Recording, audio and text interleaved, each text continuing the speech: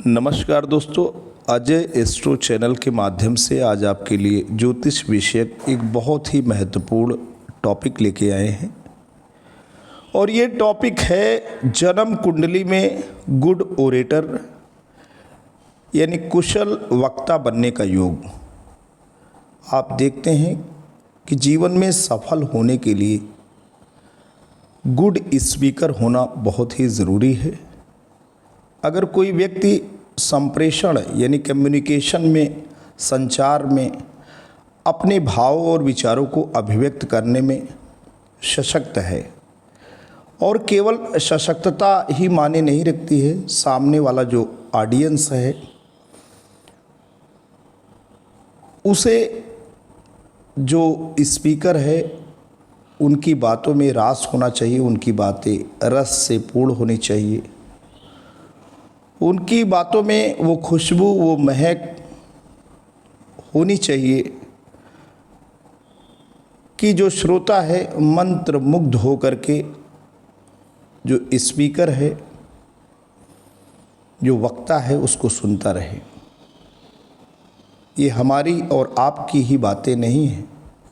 जन्म कुंडली में कुछ विशेष योग रहते हैं जो किसी व्यक्ति को संत प्रेमानंद बनाते हैं, किसी व्यक्ति को कुमार विश्वास बनाते हैं, किसी व्यक्ति को संदीप महेश्वरी बनाते हैं, किसी व्यक्ति को विकास दिव्य कीर्ति जैसा एक गुड स्पीकर, मोटिवेटर और अच्छा शिक्षक बनाते हैं। तो आज दोस्तों हमारा जो भी ज्योतिष से संबंधित ये वीडियो है ये पूरा उसी पर केंद्रित है। अगर आपने अभी भी चैनल को सब्सक्राइब नहीं किया है तो प्लीज़ लाइक, शेयर और सब्सक्राइब कर लें। आपको ज्योतिष से संबंधित विषयों पे जो इम्पोर्टेंट टॉपिक हैं उस पर अध्ययन सामग्री मिलती रहेगी और आप हमसे जुड़े रहें, चैनल से जुड़े रहें और ऐसे ही अपने ज्ञान में सहज तौर तरीके से वृद्धि करते रहें। तो आते हैं, देखते हैं कि जन्म कुंडली में कौन सी ग्रह और भाव की दशाएं हैं जो एक व्यक्ति को कुशल वक्ता बनाती हैं।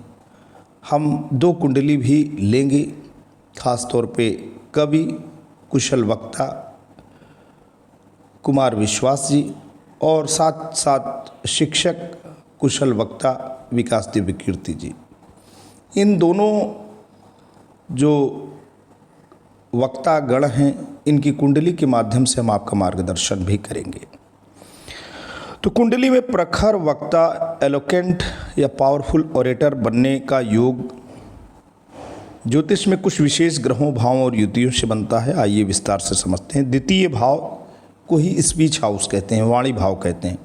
द्वितीय भाव व्यक्ति की वाणी, संवाद कौशल, तर्क शक्ति और अभिव्यक्ति क्षमता का प्रतिनिधित्व करता है।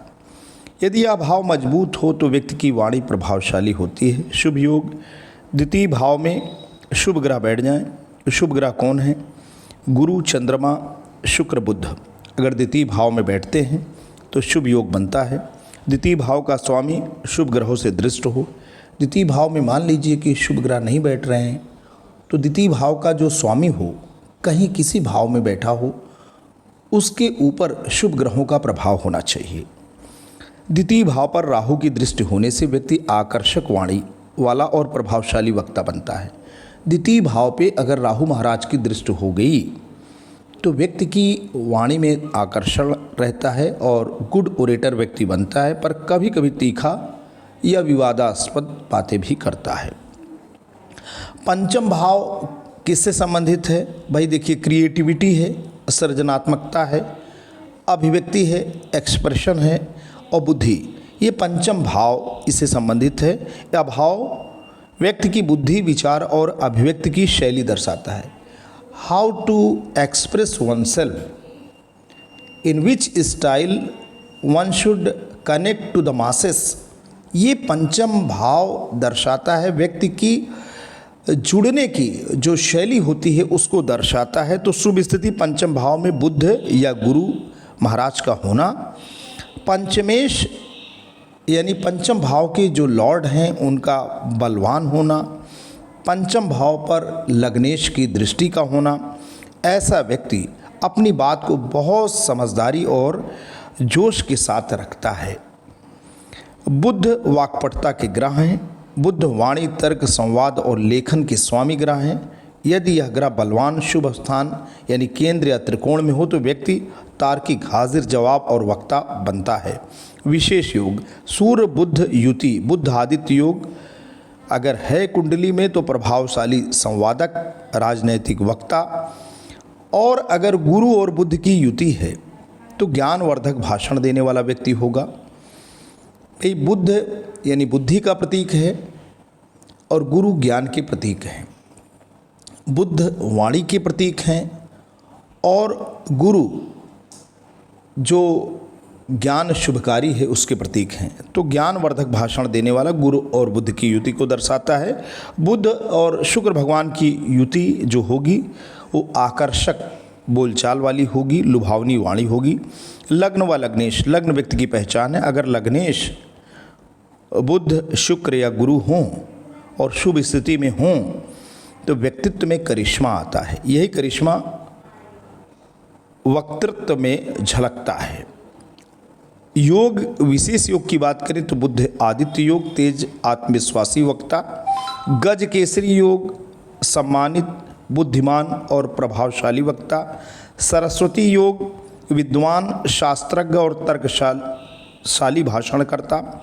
वाक सिद्ध योग, जो बोले वही सिद्ध हो जाए। उदाहरण स्वरूप महान वक्ता, नेता या गुरुजनों की कुंडलियों में अक्सर यह संयोजन पाया जाता है। द्वितीय और पंचम भाव मजबूत, बुध गुरु शुभ स्थिति में और राहु का थोड़ा प्रभाव। जन्म कुंडली में कुशल वक्ता योग मुख्य रूप से वाणी, स्पीच, बुद्धि, इंटेलिजेंस और ज्ञान, विजडम के कारकों से देखे जाते हैं। ज्योतिष में ये योग बनाने वाले मुख्य ग्रह बुध, मरकरी, वाणी और बुद्धि के कारक। बृहस्पति, जुपिटर, ज्ञान, शिक्षा और विस्तार का कारक। जुपिटर जो है ज्ञान, शिक्षा और विस्तार के कारक हैं। कुछ हद तक चंद्रमा, मन और भावनाएं हैं। यहाँ कुछ प्रमुख योग और कारक दिए गए हैं जिनसे कुशल वक्ता बनने की संभावना बनती है। वाणी और बुद्धि के भाव, houses of speech and intellect. कुंडली में मुख्य रूप से इन भावों की स्थिति महत्वपूर्ण होती है। द्वितीय भाव, सेकंड हाउस, या वाणी और संचित धन का भाव होता है। इस भाव का स्वामी lord of the second house या इसमें स्थित ग्रह वाणी की गुणवत्ता को प्रभावित करते हैं। तृतीय भाव, थर्ड हाउस, या संचार, कम्युनिकेशन, संप्रेषण, साहस और छोटे प्रयासों का भाव है। पंचम भाव, फिफ्थ हाउस, या बुद्धि, निर्णय क्षमता और रचनात्मकता का भाव है। दशम भाव, यह कर्म, व्यवसाय और सार्वजनिक प्रतिष्ठा का भाव है जो वक्ता के करियर में सफलता को दर्शाता है। कुशल वक्ता योग बुध और बृहस्पति, मरकरी एंड जुपिटर का शुभ प्रभाव। द्वितीय भाव पर शुभ प्रभाव, यदि वाणी भाव द्वितीय भाव का स्वामी मजबूत हो, शुभ ग्रहों विशेष रूप से बृहस्पति और बुध के साथ स्थित हो या उनसे दृष्ट हो तो जातक बोलने में कुशल और अपनी बात स्पष्ट रूप से कहने वाला होता है। बुध और गुरु की युति या दृष्टि, कुंडली में बुध और बृहस्पति, गुरु का एक साथ होना या एक दूसरे को शुभ दृष्टि से देखना बहुत अच्छा योग बनाता है। बृहस्पति ज्ञान देते हैं और बुध उस वाणी के माध्यम से प्रभावी ढंग से व्यक्त करने की क्षमता देते हैं। विशेष रूप से यदि ये दोनों ग्रह द्वितीय भाव वाणी या पंचम भाव बुध में स्थित हों, विशेष रूप से यदि ये दोनों ग्रह द्वितीय भाव वाणी दूसरे भाव में या पंचम भाव में स्थित हों तो जातक वाक्पटु, एलोकेंट और मधुरभाषी होता है। गज केसरी योग, यह योग देवगुरु बृहस्पति और चंद्रमा की युति से केंद्र के भाव 1, 4, 7, 10 में बनने पर बनता है। इस योग वाला जातक भाग्यशाली, बुद्धिमान, कुशल वक्ता और समाज में मान सम्मान प्राप्त करने वाला होता है। यह योग व्यक्ति के आत्मविश्वास और प्रभावशाली व्यक्तित्व को भी बढ़ाता है। भद्र योग, यह पंच महापुरुष योगों में से एक है जो बुध ग्रह से बनता है। जब बुध अपनी स्वराशि मिथुन या कन्या में होकर केंद्र के भावों 1, 4, 7, 10 में स्थित होते हैं तो यह योग बनता है। भद्र योग का जातक बुद्धि, चतुराई और वाणी का धनी होता है। वह सफल वक्ता, मृदुभाषी और विश्लेषण करने की गजब की क्षमता वाला होता है।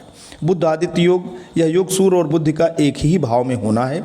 यह योग बौद्धिक क्षमताओं, संचार कौशल और सीखने की क्षमता को बढ़ाता है। ऐसा व्यक्ति अपने विचारों को स्पष्ट और प्रेरक तरीके से व्यक्त करने में सक्षम होते हैं, जिससे वे अच्छे वक्ता या लेखक बनते हैं। संक्षेप में इन समरी अगर हम बात करें तो एक कुशल वक्ता बनने के योग देखने के लिए आपको अपनी जन्म कुंडली में मुख्य रूप से इन बातों पर ध्यान देना चाहिए। द्वितीय भाव वाणी और पंचम भाव बुद्ध की मजबूती, बुद्ध और बृहस्पति की शुभ स्थिति, युति या दृष्टि, गज केसरी योग या भद्र योग जैसे प्रमुख राजयोगों की उपस्थिति।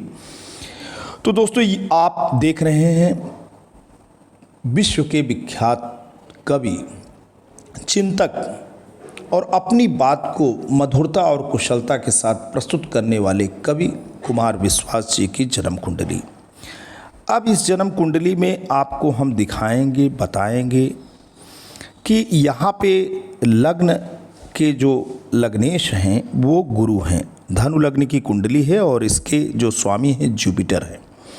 द्वितीय भाव में आप देख रहे हैं, द्वितीय भाव में शनि भगवान की राशि है, 10 नंबर की राशि मकर, और तृतीय भाव में कुंभ राशि है।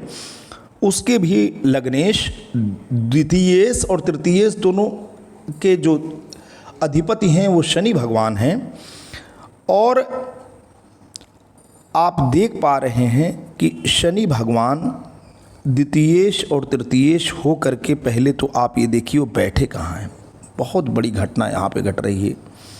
द्वितीयेश और तृतीयेश यानी वाणी और संचार के जो स्वामी हैं वो पंचम भाव में जाकर के बैठ गए हैं।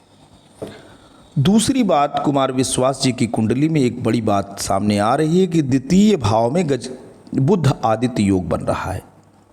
तो अभी बात हो रही थी सूर्य और बुद्ध साथ में बैठे हैं। अगर बुद्ध आदित्य योग बनता है तो व्यक्ति गुड स्पीकर, प्रखर वक्ता बनता है। अब यहाँ पे शुभ दृष्टियों की भी बात कर लेते हैं कि द्वितीय भाव और पंचम भाव पे क्या शुभ दृष्टियाँ पड़ रही हैं। तो यहाँ पे कुमार विश्वास जी की कुंडली में धनु लग्न की कुंडली के जो स्वामी हैं वो गुरुदेव बृहस्पति हैं, वो एकादश भाव में बैठे हैं। अब यहाँ से पंचम, सातवीं और नवम दृष्टि आप देख लीजिए। तो पंचम दृष्टि अगर आप ये करेंगे तो 1, 2, 3, 4, 5, पंचम दृष्टि संचार भाव पे पड़ रही है। छठवीं दृष्टि इनकी चौथे भाव पे, और सातवीं दृष्टि कहाँ गई, पंचम भाव पे इनकी सातवीं दृष्टि पड़ रही है। पंचम भाव पे इनकी सातवीं दृष्टि पड़ रही है। और नवम जो भाव है वो कनेक्टिंग टू द मासेस, ये जो है इनकी नवम दृष्टि जो है सप्तम भाव पे पड़ रही है। सप्तम भाव के जो अधिपति हैं वो मिथुन राशि यहाँ पे है, बुध है, जो कि द्वितीय भाव में यहाँ पे आपके बैठे हुए हैं। तो इस प्रकार से गुरु की दृष्टि बुध पे पड़ रही है। ये तो हुई कुमार विश्वास जी की कुंडली। अब आपके सामने लाते हैं एक और कुंडली। ये कुंडली है विकास दिव्य कीर्ति जी की। आप देख पाएंगे कि यहाँ पे जो लग्नेश हैं वो शनि भगवान हैं, और लग्नेश और द्वितीयेश शनि भगवान अष्टम भाव में चले गए हैं। लेकिन यहाँ पे जो महत्वपूर्ण बातें हैं वो महत्वपूर्ण बात दोस्तों ये है कि लग्न भाव में ही गज केसरी योग बन रहा है। यहाँ मून और जुपिटर आपस में बैठे हैं, साथ में बैठे हैं, तो गज केसरी योग बन रहा है। और अगर आप देखेंगे कि जुपिटर की जो दृष्टि है, सप्तम दृष्टि इनकी सप्तम भाव यानी कर्क राशि पे पड़ रही है, और जुपिटर की पंचम दृष्टि इनकी पंचम भाव पे पड़ रही है।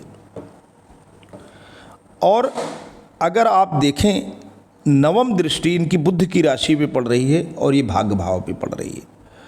तो एक प्रकार से इनकी भी कुंडली में कुशल वक्ता, चिंतक और समाज का कल्याण करने का योग बना हुआ है। आज के लिए दोस्तों इतना ही। आशा करता हूँ कि आज जो भी प्रस्तुति है, जो भी ज्योतिष संबंधी आपको ज्ञान प्रदान किया गया है वो आपको अच्छा लगा है, रोचक लगा है। अगर लगा है तो लाइक, शेयर और सब्सक्राइब करें। जल्द आपके समक्ष नए वीडियो को लेकर पुनः हाजिर होते हैं। तब तक के लिए जय हिंद, वंदे मातरम।